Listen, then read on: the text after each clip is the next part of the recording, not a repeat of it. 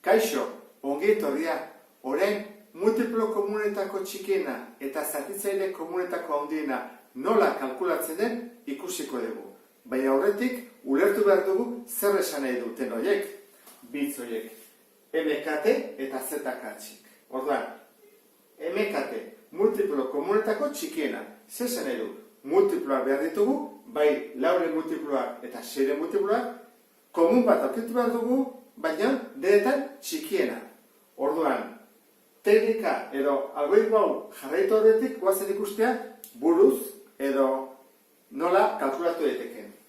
Goazen ikustea lauren multiploak. Orduan, lauren multiploak dira. Lau, zortzi, amabi, amasei, hogei, hogeita lau, hogeita zortzi, hogeita amabi, jarraitu duten du, ezta? Hogeita amasei. Bueno, seire multiploak. Seire multiploak dira. 6, amabi, hemezortzi, hogeita lau, hogeita hamar, hogeita hamasei. Horan, multiplo komunetakoak, horatzen guztiak, komuna zentzu diren, errepikatzen dianak. 6 ez, amabi bai. Amabi errepikatu egiten da, hemezortzi ez, hogeita lau errepikatu egiten da, hogeita hamar ez, hogeita hamasei errepikatu egiten da, joaten dira errepikatzen. Eta denetan txikiena, kaixo honetan, amabi izango litzateke. Amabi. Ulertu da, ezta? Horran, multiplo komuna baditugu, baina aurkitu behar dugu txikiena. Buruz egingo genuke, lau, zortzi, amabi. 6, amabi. Koinziditzen dute biak, amabian. Eta zer gertatzen da, zatitzaile kontraundienak. Zatitzaileak mugatuta daude. Esango dugu. Lauren zatitzaileak. Badira. Bat, bi, eta lau. Eta seirenak. Bat, bi, hiru eta sei. Zeintzu dira zatitzaile komunak. Baditugu.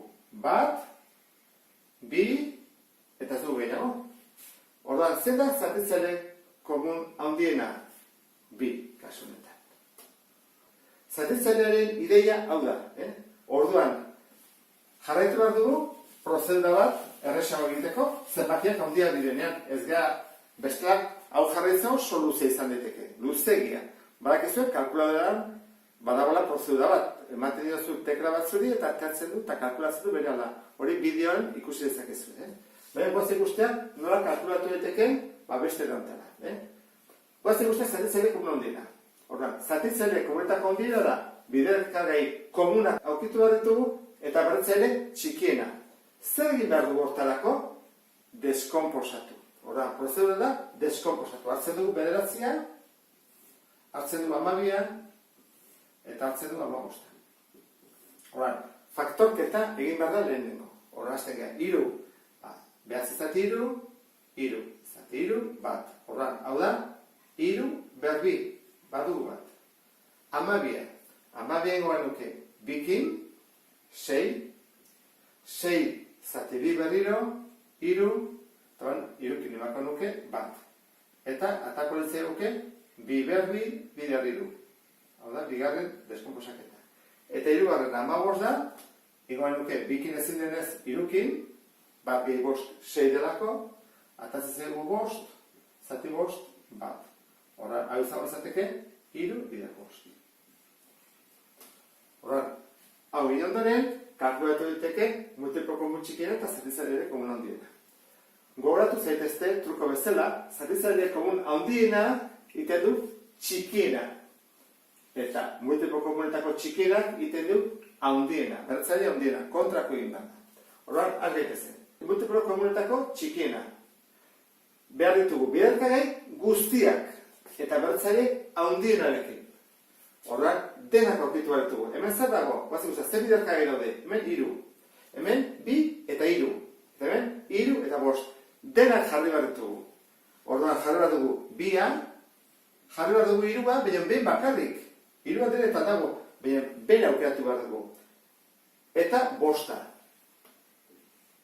Orduan, biderkagaiak horiek. Baina handienarekin, orduan, biaren handiena zein da? Bi berbi. Iruren handiena zen da, alde iru behar bat, iru berbi, hau aukeratu behar dugu, eta bostena, bat bakarra. Horren, hau izango ditzake, multiplo komunetako txikiena. Guazen kalkulatzea. 2 behar 2, lau. 3 behar 2, 3 bider 2, behatzi. Bider 5. Orduan, 20, 180. Izango litzake. Eta zatitzaile komuna handiena nola kalkulatzen da? Zatitzaile komuna handiena jartzen da. Bidetegei komunak denak eduki behar dute. Honek 3 du, honek 2 eta 3, honek 3 eta 5. Badau bat denetan dagoena? Bai, 3 ez? 3 dago, 3. Hora jarko duen 3. Eta berotzen txikirarekin. Hau da 3 behar 2, hau da 3 behar 1, eta 3 behar 1. Horrela geldituko litzake. Hau izango litzateke zatitzaile komun handiena. Eta, hasi beharko zenuteke horren, problemak egiten. Badakizuen normalian, kontroletan eta azterketetan, galdetzen dira bakoitzetik bat. Programa izaten da zatitzaileekin eta beste multiploekin. Zaila izaten da biak izatea zatitzaileak edo bide multiploak. Normalean bakoitzetik bat galdetzen du irakasleak, ez? Orduan badakizue bat asmatzen bazute, segurazki bestea deskartez izango da bat zatitzailea bestea multiploarena. Honekin bukatuko nuke esplikazioa gai honekin bentsat. Beste bat arte, agur.